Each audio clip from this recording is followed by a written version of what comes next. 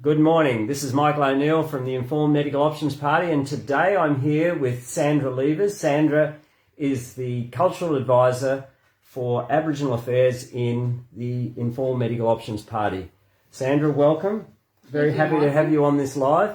We're down here in my office, and Sandra's down here visiting, and we've been talking about all things relative to the party and many of the things that are happening that are unfair and unjust towards Aboriginal people today, particularly with the jab rollouts and the coercion and the threatening that's happening to your people. But I'd just like to ask a few things. Sandra, tell us a little bit about yourself. Where are you from? I'm from a little rainforest village in North Queensland called Coranda. That's where my all sets of grandparents came to. My maternal grandmother was stolen from a place near Maytown. She was brought down to Mona Mission. She met my paternal grandmother there, and my paternal grandmother said she looked so sad that she had to make friends with her. So my maternal grandmother, she was pulled out of the tree because she was trying to run away from the black trackers and the troopers who targeted her because she was a fair-skinned child.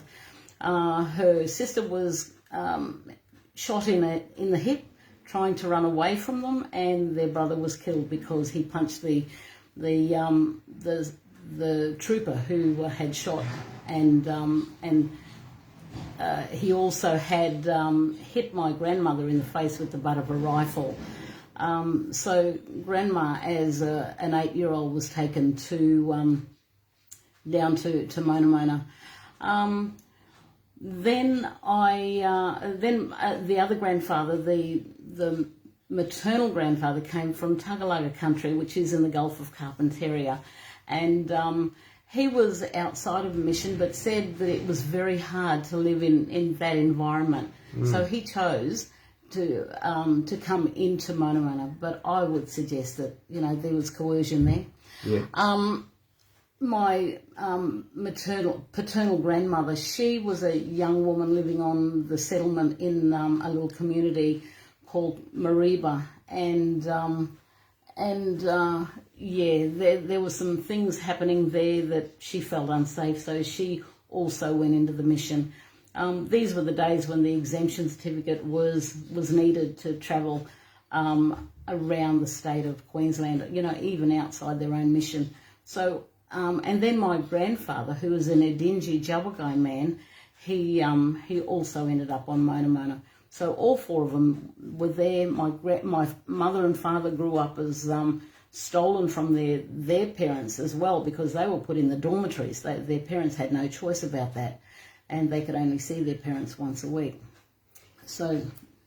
Yes, and we were talking a little while ago, Sandra, because you feel that what's happening now with the jab rollout and the discrimination against your people is pretty much on par with that type of coercion and bullying, and you're even being ostracised by your own people who are acting like black trackers and Uncle Toms. Isn't that correct?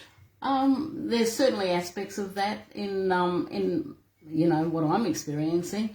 And I think this is pretty tragic because my mother and father couldn't travel without an exemption certificate, and that really, when they started talking about the green tick passport, that's immediately what I thought of. Yeah. And you can't travel around, you can't do things unless you get permission, or unless you've got this particular piece of paper that says that you can do it.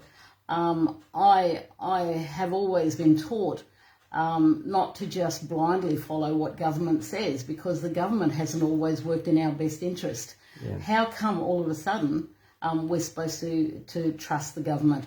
Yeah.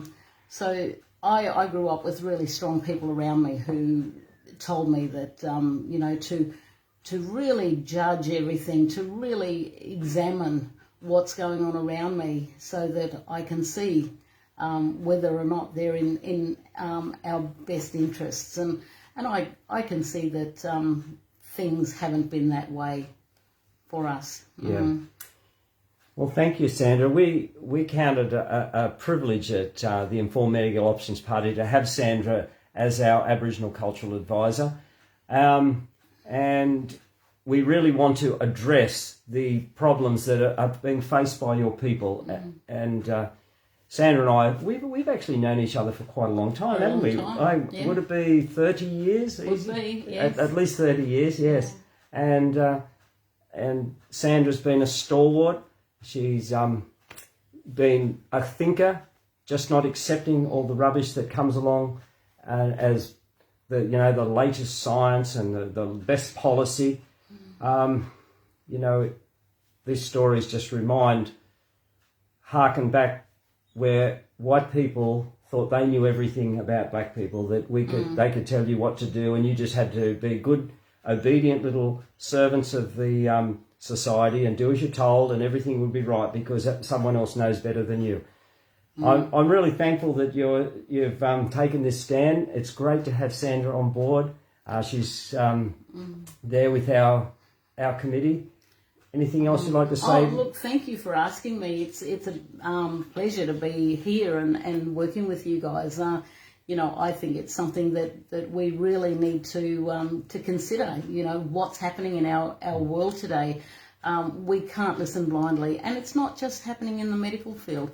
It's happening in all fields across the across the spectrum, and we have to be far more aware of what's going on around us than what we are. So yes. let's really